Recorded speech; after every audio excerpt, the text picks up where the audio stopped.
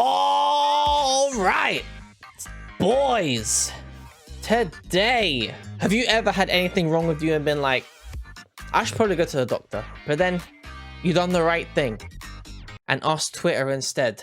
So today, boys, we are reacting to WIERD interview. A doctor answers gut questions from Twitter. Let's see how this is gonna go. I'm Dr. Ugori Roku, a board-certified gastroenterologist and digestive disease specialist. Today, I'll be answering your questions from Twitter. This is Gut Support. Okay. Queer Republican. Hang on, let me show you the thumbnail for this one. It's funny. It sounds funny. Wow, I feel kind of bad. I'm kind of like reacting to a video and I'm not subscribed. Which, by the way, boys, remember to subscribe, hit the bell notification and the like button. Yes, that's what I'm talking about. You already know, baby. My poop is dark green, like the color of spinach. Am I dying? That's kind of what brought me to it. I thought that was quite funny. And like, what is that? Anyways, let's get straight into the video. How long is the small and large intestine? Because I want to know how many feet. Okay. The small and large intestine, because that's how many feet per second food moves through my body. So the small intestine is about 18 feet long. The large intestine is about 6 feet long. Oftentimes people will eat food and feel like it's running straight through their body, but it turns out that there is a process called the gastrocolic reflex that's probably accounting for that immediate bowel movement you have. What is that? It's when your stomach senses that there's food coming in and wants to create space in the body. So it tells the colon, move things along through the process of peristalsis. It relaxes the muscles at the bottom of your anus, and you are able to poop. And so the poop you're pooping out is not the food you just ate. It typically takes about 2 to 3 days for you to eat a food and actually have it leave your body. I can't lie. Guys, I probably should have seen this coming. If you're squeamish, this is going to be a lot of shit talk, I feel like. Okay. Okay, let's carry on. At King of KGN, aren't we all a little lactose intolerant? The answer, King, I know is this one. No, just you. But just kidding. I know this one. Apparently, lactose is a mutation. Kind of. No. Yes. Maybe. So, everyone back in the day, I think, was not supposed to be able to digest milk from cows and other animals, but we've mutated so some of us can, and the people who can't haven't evolved yet. Let's see. A lot of us become lactose intolerant over time. The whole concept is that we're all born typically with enzymes called lactase that help us digest breast milk. And so as we get older, oftentimes many people in the population lose their ability to break down that dairy. It happens more commonly in African-American communities, American Indian communities, Asian communities, Latino communities, and that makes us more intolerant. Guys, word of advice: don't believe everything you see on TikTok. That's all I gotta say. Fucking making me look stupid. Fucking stupid TikTok, man. It's so fucking dumb. Anyway, let's carry on. Tolerant to dairy. Delicious 98. My poop is dark green like the color of spinach. Am I dying? The color of poop starts off as being green for everybody.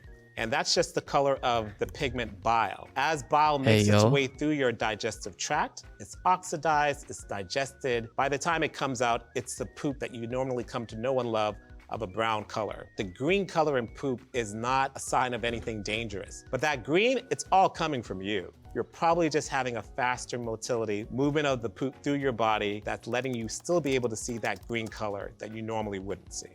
2 boops and a toot. This person needs a gastroenterologist badly. If you hold all your farts in, do you start floating away like a balloon? Obviously, the answer is no. If you were to hold all your farts in, you would be a very uncomfortable person. There would be a high likelihood of gas incontinence, so likelihood that it just hurts. Indeed let one rip at some point with some movement. It just hurts. But after a while, gas, being gas, just finds a way to dissipate from one area and go to another area. If it finds it's not able to go out through the anus like it usually can, it'll dissipate into your body and find its way excreted out your body, perhaps through your respiratory system or through another method. So to make the distinction between the What do you mean another method? What the fuck does that mean? anus and the sphincter, I can show you on our little diagram here. The anus pretty much He's bringing out the diagram. refers to this entire area that includes a number of supportive tissue and muscles.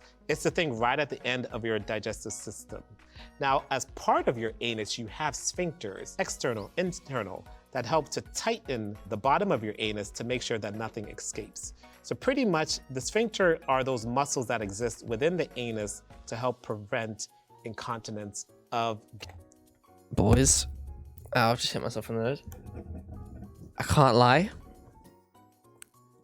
I feel like this video might have been a mistake. Gas, liquids, or solids. And what is incontinence, 10 minutes to go. Doctor? Incontinence just means that you're letting things rip without intending to. Sometimes people have gas incontinence, they're passing gas without meaning to, or they could actually have poop incontinence. We're actually having, you know, bowel movements at moments you just didn't plan on having those. Not fun.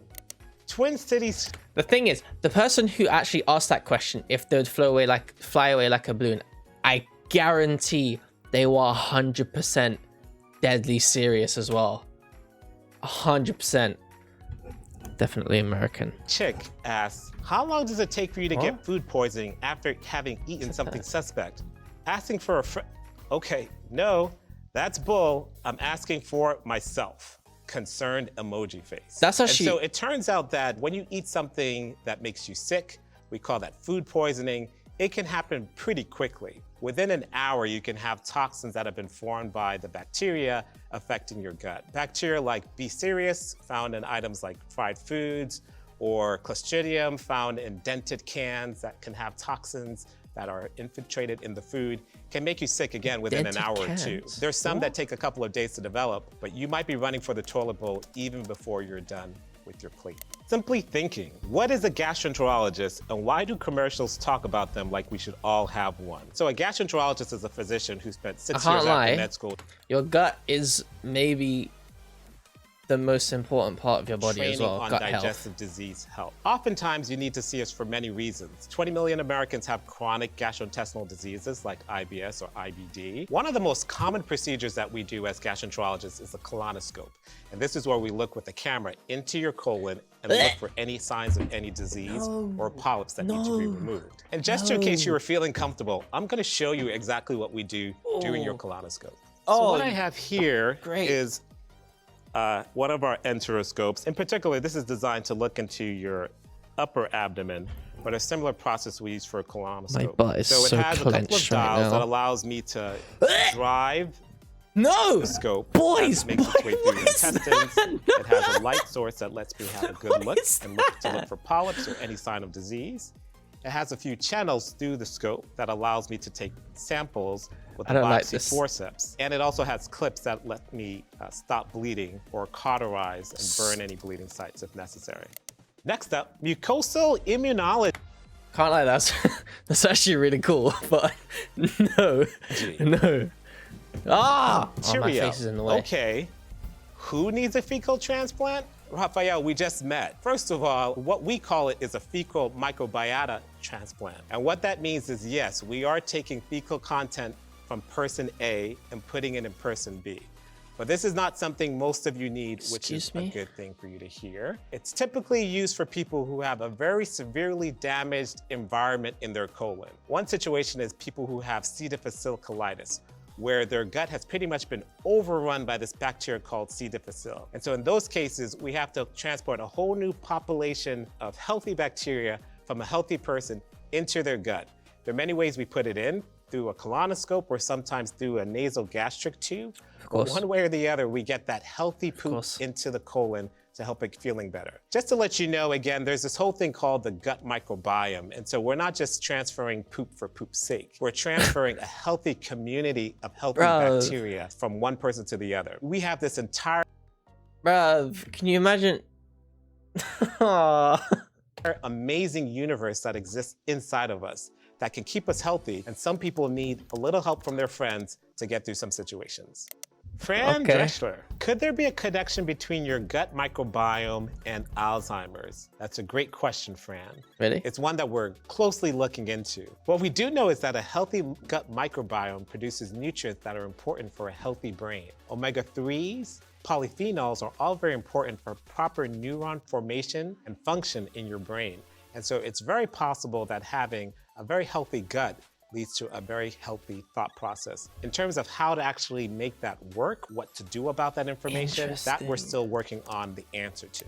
Kamiade, the worst thing about being a woman, bloating. The worst thing. Why must the area in my stomach feel like 10,000 knives? Women frequently can have hormonal effects that come from the uterus, come from the ovary, and affect the gut dynamics.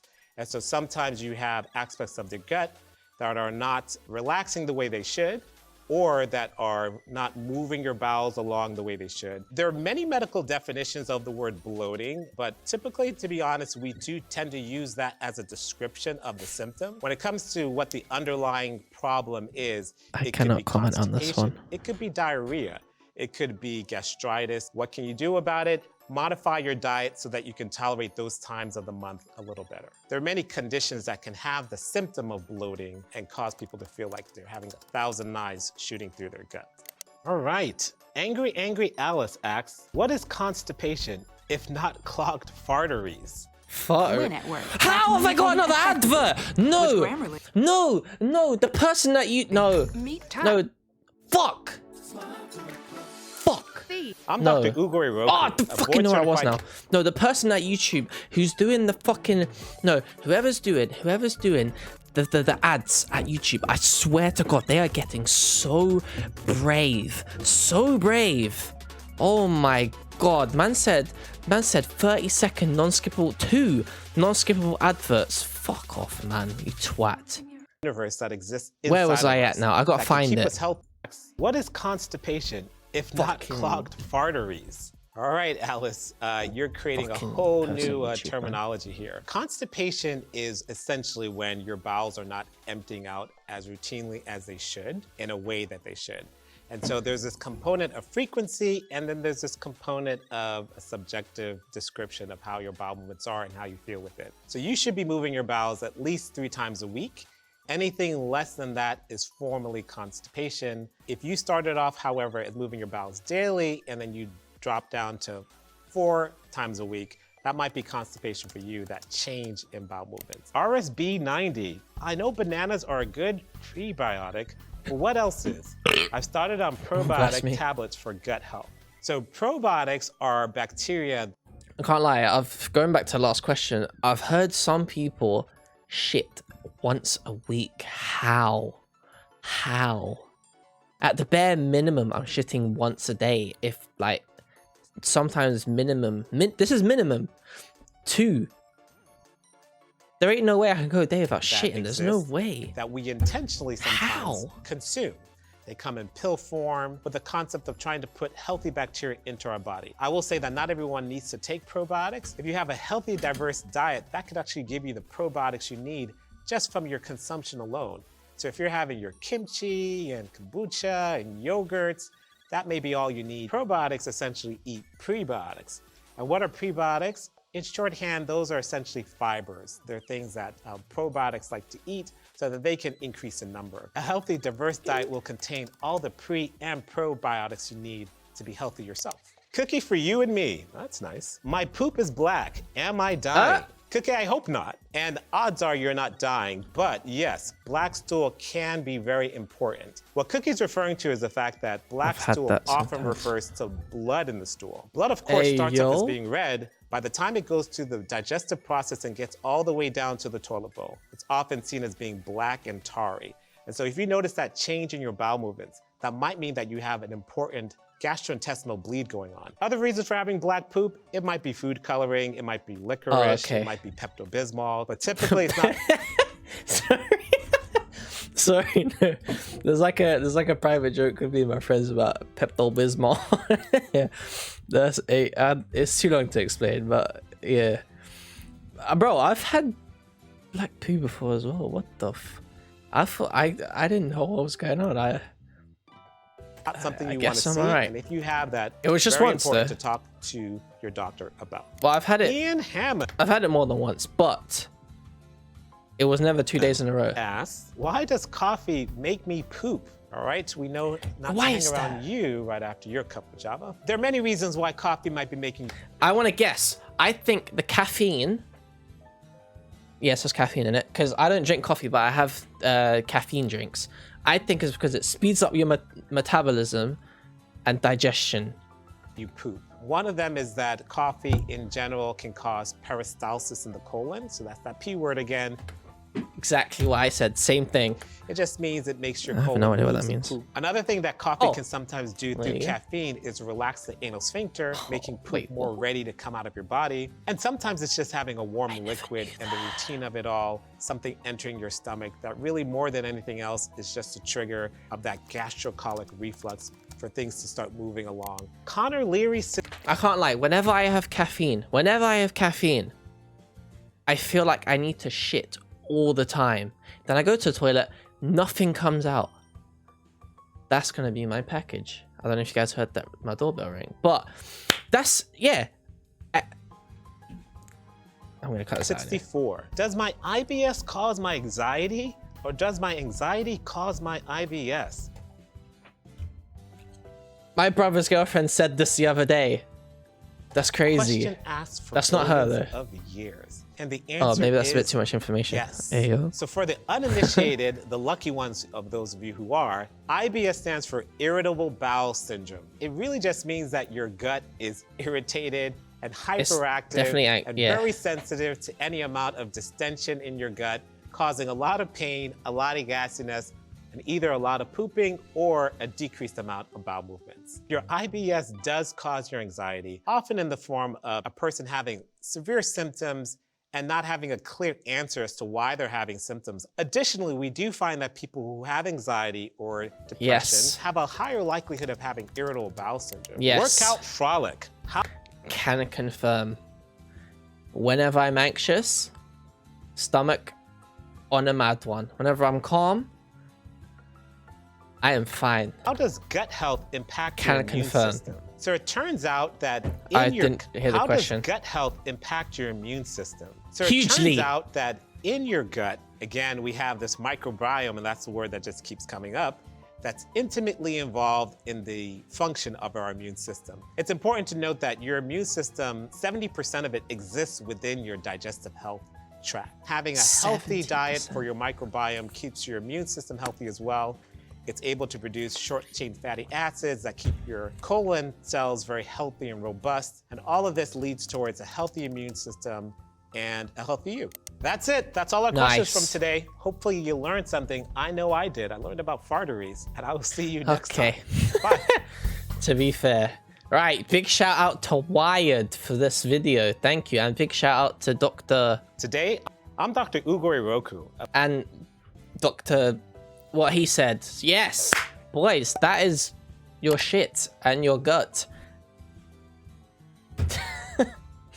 All right, boys, remember, see you guys in the next one. Like, subscribe, all of that stuff. Remember to come over to my Twitch.